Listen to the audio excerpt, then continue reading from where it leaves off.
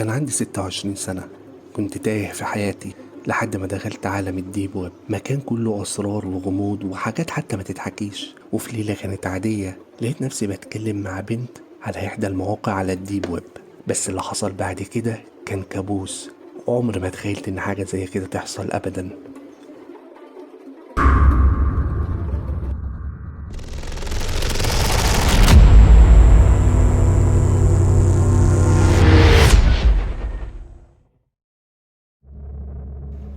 كان عندي 26 سنة، عاطل، حاسس إني تايه. كل يوم بيعدي شبه اليوم اللي قبله، ما كانش فيه أي حاجة جديدة في حياتي لحد ما قررت إن أشتغل من البيت.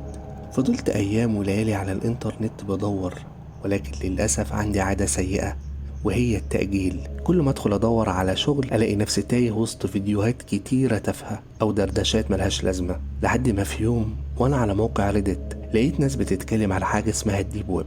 كنت أول مرة أسمع عنه في حياتي وافتكرتهم بيبالغوا، لأنهم كانوا بيوصفوا المكان ده قد إيه إنه مرعب ومليان حاجات ممنوعة وأحيانا خارقة للطبيعة. بصراحة في الأول ضحكت، بس الفضول خلاني أجرب وقلت أهو تغيير من الروتين اللي أنا عايشه. الساعة كانت 2 بالليل والدنيا هادية تماما. دخلت على الديب ويب. لما دخلت فضلت أتصفح فيه شوية لحد ما لقيت موقع دردشة. شكله كان عادي جدا، لكن بيخليك تتكلم مع الناس من غير ما تعرف هويتهم ولا هم يعرفوا هويتك. اللي كلمتني كانت بنت شكلها في العشرينات، كانت جميلة، قاعدة قدام الكاميرا وبص بتركيز في الشاشة. أنا بصراحة ما شغلتش الكاميرا، كنت متردد، لكن اتكلمت معاها. كنت شايف إن دي بداية صداقة غريبة بس ممتعة. طلبت مني أشغل الكاميرا أكتر من مرة بس تجاهلت طلبها. بدأت أتكلم معاها وبدأت أضغط عليها علشان تحكي لي أكتر عن نفسها، بس البنت كانت متحفظة جدا، ما بتقولش أي معلومات عنها. لحد ما لاحظت حاجة غريبة، كل ما بعت لها رسالة عينيها بتبص بعيد عن الكاميرا، بتبص ورا الكمبيوتر أكنها بتبص لحد تاني موجود معاها في نفس الأوضة.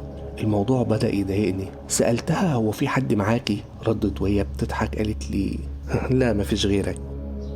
قلت لنفسي طب ايه اللي بيخليها كل شوية تبص ورا الكاميرا؟ قالت لي فجأة انا مش بتكلم معاك لوحدك، انت بتكلمنا كلنا.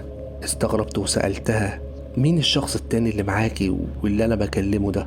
رجعت قالت لي تاني شغل الكاميرا. ضحكتها وقتها ما كانتش عادية ابدا، كانت غريبة حادة ومرعبة. قررت اسيبها وانهي الدردشة دي فورا.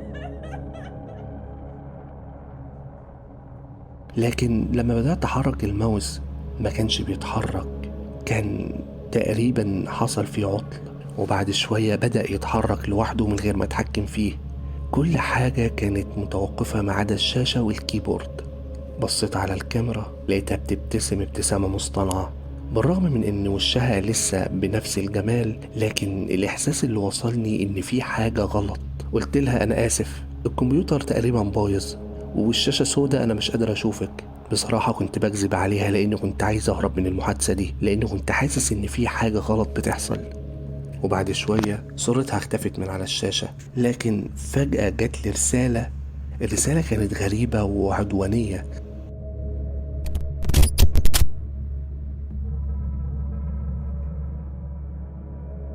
مؤشر الماوس كان مازال بيلف حوالين الشاشة أكن حد تاني بيتحكم فيه.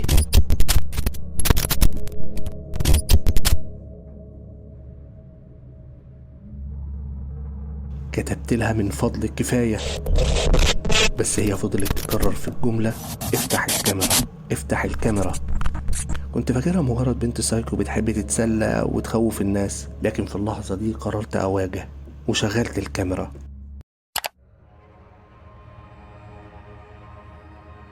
شفت نفسي على الشاشة. حاولت أخبي الخوف اللي كنت فيه، لكن كان واضح عليا جدا. وقلت لها أهو عملت اللي طلبتيه، سيبيني بقى في حالي. سكتت.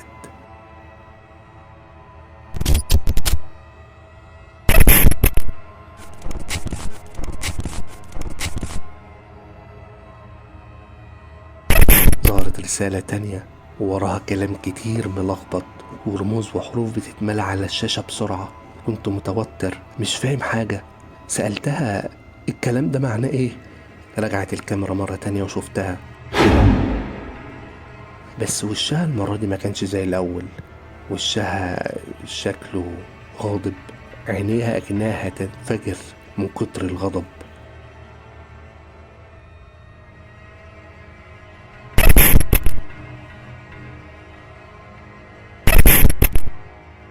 قالت لي أنا مش بكلمك لوحدك، إحنا كلنا معاك. وفجأة ظهر راجل لابس قناع أسود وقف جنبها، وقف ساكت وبيبص بتركيز للكاميرا، وحط ايده على كتفها. رقبتها بدأت تلف ببطء ناحية الشمال لكنها بتتكسر. فضلنا على الحال ده لدقايق، وبعدين فجأة الشاشة طفت، وظهر فجأة صوت صرخة خلتني أقع من على الكرسي.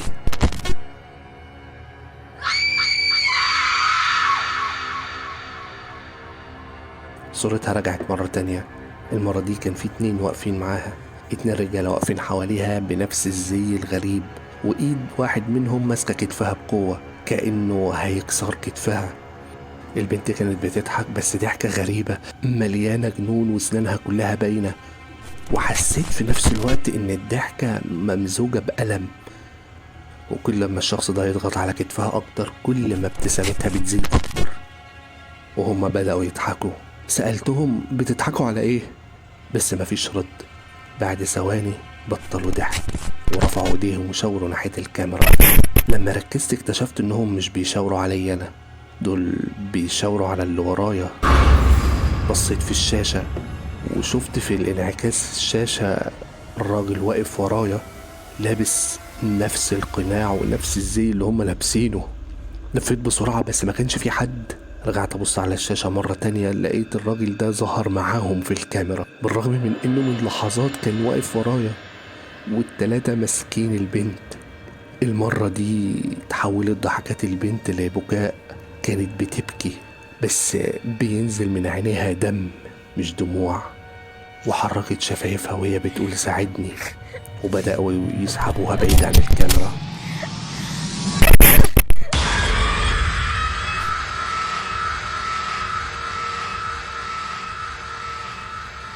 في اللحظات اللي بعدها سمعتها بتصرخ صرخة أكن رئتها بتتقطع، وانقطع البث. دي كانت آخر مرة شفت فيها البنت دي، وكانت آخر مرة دخلت فيها على الديب ويب. معرفش مصيرها ايه، ومعرفش مين البنت دي.